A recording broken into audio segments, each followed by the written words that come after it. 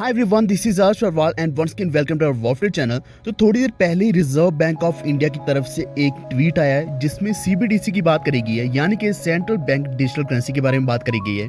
तो एक webinar organise किया गया था विधि सेंटर के द्वारा, जिसमें डिप्टी गवर्नर थे आरबीआई के, जिनका नाम है श्री टी रविशंकर। तो इन्होंने यहाँ सीबीडीसी के बारे में बात करी है और ये भी पूछा कि is this the future of money. तो यहाँ कीनोट एड्रेस है जो उन्होंने डिलीवर किया। इसी के साथ हम यहाँ पूरा डॉक्यूमेंट पढ़ सकते हैं जिसमें सीबीडीसी के बारे में पूरी जानकारी दी गई है।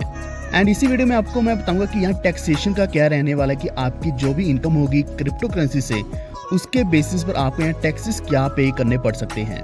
तो क्या सीबीडीसी जल्दी आने वाला है या नहीं, ये सब कुछ बताया गया इस डॉक्यूमेंट में, जो मैं आपको शॉर्ट में बताने वाला हूँ। तो इस वीडियो को पूरा देखते रहिए और इसको अभी से लाइक कर दो और हमारी चैनल वॉफिट को सब्सक्राइब करके बेल आइकन दबा लीजिए ताकि आप तक सारी लेटेस्ट अपडेट्स सबसे पहले पहुंचे। इसी के साथ हमारे टेलीग्राम चैनल के साथ भी जुड़ जाइए, क्योंकि वहाँ हम आपको अपडेट 24/7 देते रहते हैं। इवन ये अपडेट भी मैंने पहले ही दे दी थी वीडियो डालने से पहले। और आप अगर डिस्कशन करना चाहते हैं किसी भी कॉइन या टॉपिक के बारे में, वो आप हमारे टेलीग्राम ग्रुप के ऊपर कर सकते हैं। तो आपको वॉफिट डिस्कस के नाम से ग्रुप भी मिल जाएगा, दोनों लिंक्स आपको डिस्क्रिप्शन में मिल जाएंगे। तो इस वेबिनार का जो कंक्लूजन था उसमें ये साबित करा गया कि जो सीबीडीसी है, इसके बहुत ज़्यादा सिग्निफिकेंट बेनिफिट्स हो सकते हैं। क्योंकि सबसे मेन बेनिफिट तो यही है कि कैश के ऊपर डिपेंड नहीं रहना पड़ेगा।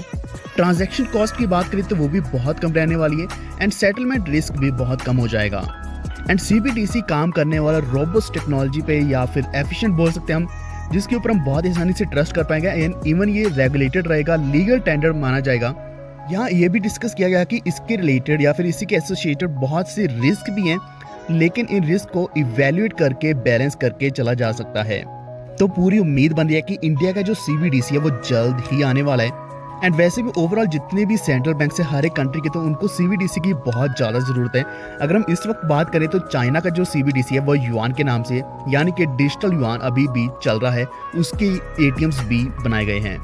तो इस चीज़ को लाने से पहले बहुत से टेक्नोलॉजिकल चैलेंजेस होंगे, जितने भी स्टेक होल्डर्स हैं उनके साथ बहुत सी मीटिंग्स होंगी, तो थोड़ा टाइम लग सकता है। लेकिन कंक्लूजन ये निकल करके आया कि सीबीडीसी जल्दी आने वाला है।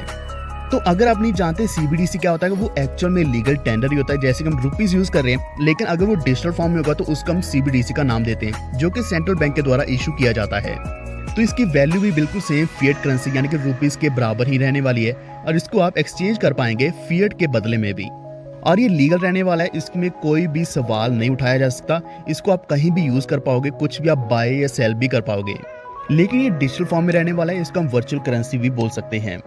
वैसे अगर हम बहुत लंबे समय से देख रहे हैं कि जितने भी डिजिटल पेमेंट्स के ऑप्शंस हैं, इनोवेशंस इंडिया में बहुत ज़्यादा हो रही हैं। यही कारण है कि जो आरबीआई है वो सीबीडीसी को लाने का भी सोच रहा है। लेकिन इसके साथ बहुत से रिस्क एसोसिएटेड हैं। लेकिन फ़ायदा सबसे बड़ा हमें ये होगा कि जितने भी इंटरमीडिएट्स आते हैं बैंक में, वो इंटरमीडिएट्स नहीं रहेंगे, तो रिस्क भी बहुत कम होने वाला है। और अगर इस तरीके से ब्लॉकचेन बेस्ड ट्रांजैक्शन होना शुरू हो जाएंगी तो करप्शन भी बहुत ज़्यादा कम होने वाली है। एंड अगर ये सीबीडीसी आ जाता है तो जल्द ही मॉनेटरी पॉलिसी भी अपडेट की जाएगी। सबसे बड़ा जो रिस्क एसोसिएटेड है सीबीडीसी इकोसिस्टम के साथ, वो यही है कि साइबर अटैक्स पॉसिबल हो सकते हैं, और इसके लिए बहुत ज़्यादा इनोवेशन चाहिए, बहुत स्ट्रॉन्ग टेक्नोलॉजी चाहिए, बहुत ज़बरदस्त फायरवॉल चाहिए, जिससे इस चीज़ को रोका जा सकता है। तो जल्द इसका लीगल फ्रेमवर्क भी रेडी हो जाएगा, और ये स्वाभाविक है कि हमें जो सीबीडीसी भी जल्द देखने को मिलेगा। लेकिन सबसे बड़ा सवाल इस वक्त ये है कि क्या सीबीडीसी आने के साथ साथ जितनी भी बाकी क्रिप्टो करेंसीज हैं, क्या वो रेगुलेट होने वाली है नहीं, क्या उनको भी एक्सेप्ट किया जाएगा? क्योंकि बहुत से ऐसी क्रिप्टो करेंसीज हैं जो प्राइवेट क्रिप्टो करेंसीज नहीं है, तो उनको मैनेज करना बहुत ही आसान रहेगा। And government private crypto currencies को ही बैन करना चाहती है। पब्लिक क्रिप्टो करेंसीज जितनी भी होंगी उनको शायद रेगुलेट करके लीगल कर दिया जाएगा। तो अगर आप भी पूरा डॉक्यूमेंट पढ़ना चाहते हैं तो आप इस लिंक के ऊपर जा सकते हैं, लिंक आपको मैं डिस्क्रिप्शन में दे दूंगा। एंड अब हम बात करेंगे टैक्सेस का क्या रहने वाला है, हमारी जितनी भी गेन्स होंगी।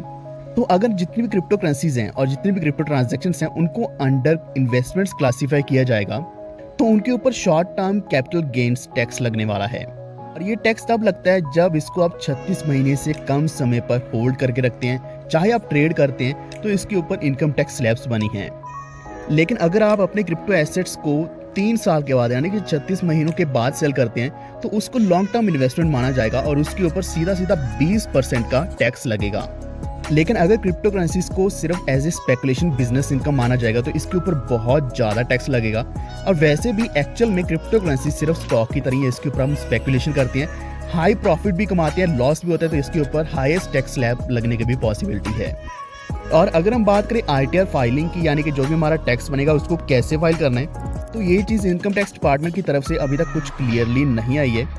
लेकिन अगर ये रेगुलेट हो जाता है तो जल्द ही आईटीआर कैसे आपने फाइल करना है, टैक्सेस कैसे पे करने हैं और आपकी इन्वेस्टमेंट्स, आपके प्रॉफिट्स, आपकी ट्रांजैक्शंस को किस तरीके से लिया जाएगा, किस तरीके से माना जाएगा, ये सब कुछ क्लियर होने वाला है। देखा जाए तो अभी फर्स्ट स्टेप आ चुका है, सीबीडीसी जल्दी आएगा और उसके बाद बाकी की क्रिप्टो करेंसीज भी रेगुलेट कर दी जाएंगी, लीगल कर दी जाएंगी और इनको हम बहुत आसानी से ट्रेड कर पाएंगे एक्सचेंजेस के ऊपर। तो इसी तरीके से शुरुआत होने के साथ साथ हमें बहुत कुछ नया दिखने वाला है। एंड थोड़ी पॉसिबिलिटी ये भी मुझे लग रही है कि जो क्रिप्टो बिल होगा वो एज ए ऑर्डिनेंस इंप्लीमेंट किया जा सकता है। तो आपके क्या माने इसके बारे में कृपया नीचे कमेंट करके बताएं। और अगर आपने जुड़े हैं टेलीग्राम के साथ तो वहां भी जुड़ जाइए, क्योंकि वहां आपको हर एक अपडेट 24/7 मिलने वाली है। इस वीडियो को लाइक एंड शेयर जरूर कर देना और हमारे चैनल वॉल्फिट को सब्सक्राइब करके बेल आइकन दबा लीजिए ताकि अब तक हर एक अपडेट सबसे पहले पहुंचे। धन्यवाद।